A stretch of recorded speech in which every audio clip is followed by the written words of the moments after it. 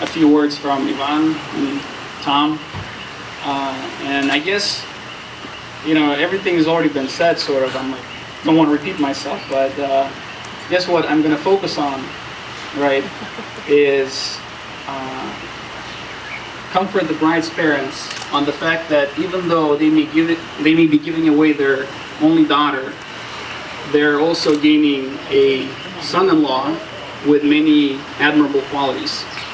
However, simply listing them would take a while. We'd all be sitting here and going home from dinner very, very hungry and very, very sober. Certainly don't want to have that on my conscience. So I'm just going to focus on highlighting just a few examples why I think Anton is going to make a great husband in the context of a couple of stories from my friendship with him. So let me start with how Anton and I met. We met in either February or March of '07 at a birthday party through a mutual friend. And the guy went to college with me, and he worked with Anton at Goldman. To be honest, our introduction was so uneventful that if somebody told me back then that 6 years later I'd be making a speech at Anton's wedding, I think the person was either drunk or high or a little bit of both. Even when Anton first called me and invited me to a concert for a band called Leningrad, if my memory serves me right, I was quick to decline. However, one of Anton's many qualities is that he doesn't like to take no for an answer.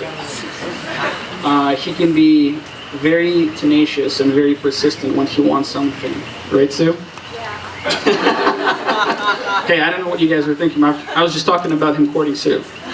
Anyway, so the reason I'm bringing this up is because Anton's persistence and his relentless determination to accomplish the goals he sets out for himself are a clear indicator to me how far the guy will go in life.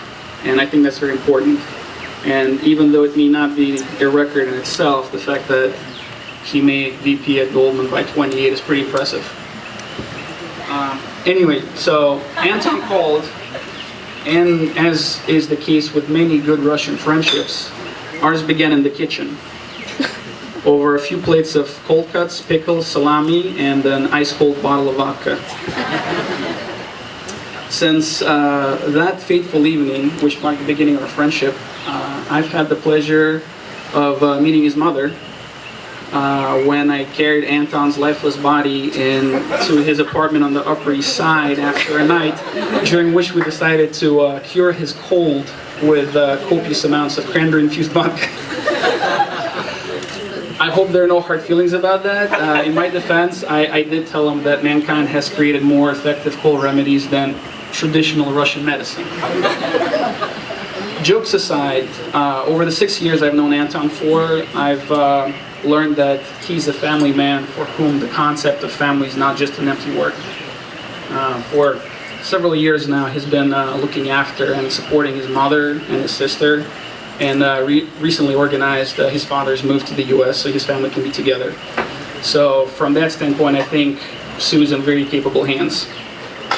Anton is also a man of fine taste, as is evidenced by this beautiful young lady sitting next to him. And even though he may take his time, 4 years and 3 months to be precise, almost long enough to qualify for a sequel to the movie 5 Year Engagement, he's a man of his word and he keeps his promises.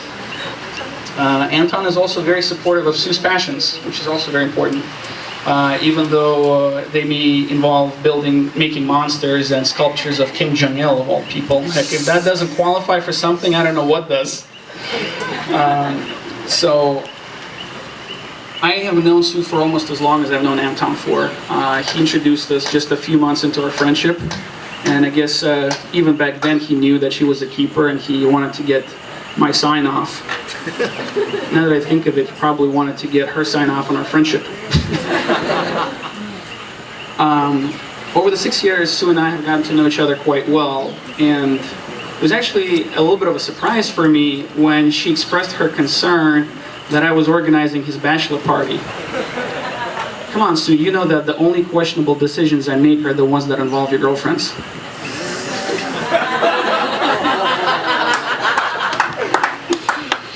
As you can see, I got him back to you safe and sound in one piece. And he was a great sport while he was there with us in the Poconos, and he even made a friend. I believe you already met Trixie, the blow-up doll.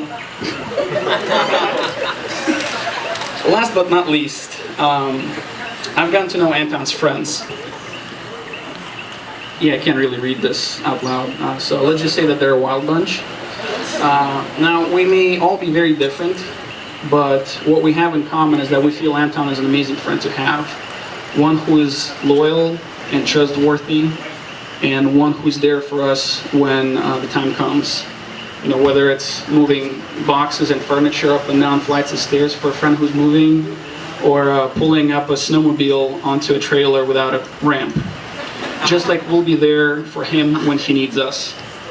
So, Paul and Young, congratulations on gaining an extraordinary son-in-law. Anton and Sue, I wish you both happily ever after you deserve. Congratulations on your wedding.